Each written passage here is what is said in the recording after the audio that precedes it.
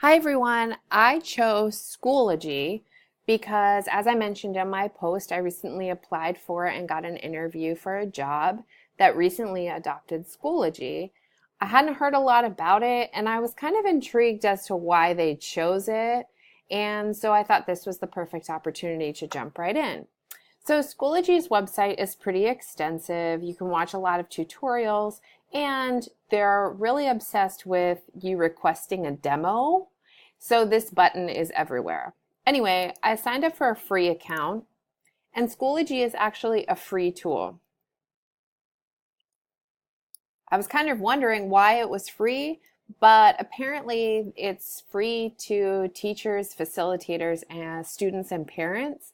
But in order for a corporate agent or an agency or an organization to have it, there is a fee. So we can talk about that a little bit later. Anyway, once you sign in, it's pretty blank. You can see up at the top, it's pretty easily navigable with courses. I added these two courses just so we could take a look at them and I could play around with the functions in the platform. But it looks like Schoology, after my investigation, is pretty much modeled to look like Facebook. You can see this is my news stream right here, or my feed, and actually everything posts to my front page right here. You can see multiple different pages. This is me posting to my art therapy class. This is Mrs. Pierce posting to a flipped classrooms group that I joined. And you can see down here, I also joined a blended learning class and someone's posting to that as well. So the plus side is that you can join all these groups and it's modeled after Facebook, which is great for students in K through 12 who are very familiar with Facebook. And I guess that means higher ed too, because they've been using Facebook their whole lives. But what's bad is that you could potentially miss something. So once more people post in flipped classrooms, my art therapy update is going to get pushed to the bottom. Now I can filter that with most recent here. I can just look at updates, but really what kind of K through 12 students are really doing that? I'm going to jump into the actual courses themselves. I worked a little bit more on this music theory course and I just played around with the basic functions of it. Now, one of the things I was looking for was how flexible the platform was for teachers or facilitators to change the templates. Unfortunately, Schoology is pretty guilty, and these are pretty rigid templates that they use. All this stuff is going to be over here, this content, and all of them are basically going to look the same. The really nice part is that it's pretty easy to add information and materials.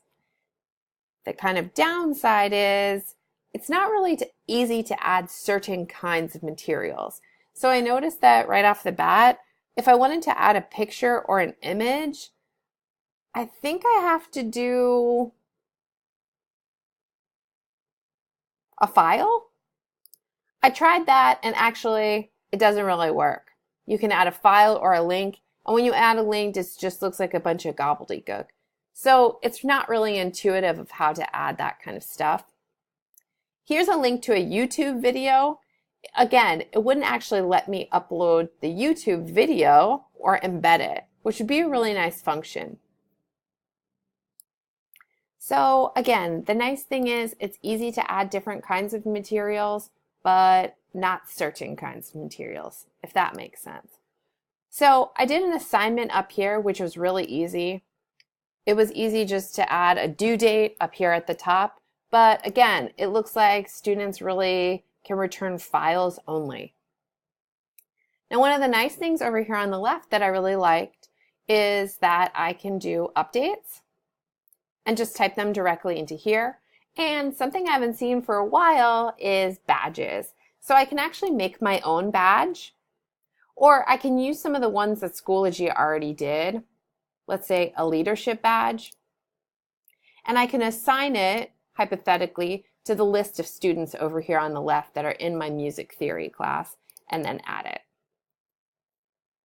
And then I can see who actually earns the badge. So that's great for K through 12. Maybe sometimes it works in higher ed, but again, it seems like this is more designed for K through 12. Another great thing is the groups that are available. So Schoology, it seems like, is kind of an open resource. So I can join any kind of group I want if I have the access code or if someone shares them with me. I can also find public groups up here. And these are just some of the examples of public groups. Let's say I join the science group, and these are all the posts, everyone posting to it. Now the idea of this is that it's actually shared content as well. So if I go to resources, I can go to my group, excuse me, and I can actually find resources that people have already used. So if anyone else was teaching music theory and Jimi Hendrix Purple Haze, then there'd be plenty of information I could use here, and I wouldn't have to recreate the wheel. Overall, Schoology seems like a decent platform. It wouldn't be my first choice, and it's certainly not a comprehensive LMS. If anything, it stands out as a way to enhance or supplement your classroom. It does have Schoology YouTube videos and its own page. There's not that many subscribers if you look at it, but they're pretty decent videos to show you different functions. And this really reminded me of Edmodo, if you're familiar with it. It's meant to look like Facebook. It even has the blue tab color up here, but it's really a feed. So it's great for younger students and to enhance your classroom, but it's not an overhaul, comprehensive LMS system to load your courses for an e-learning design.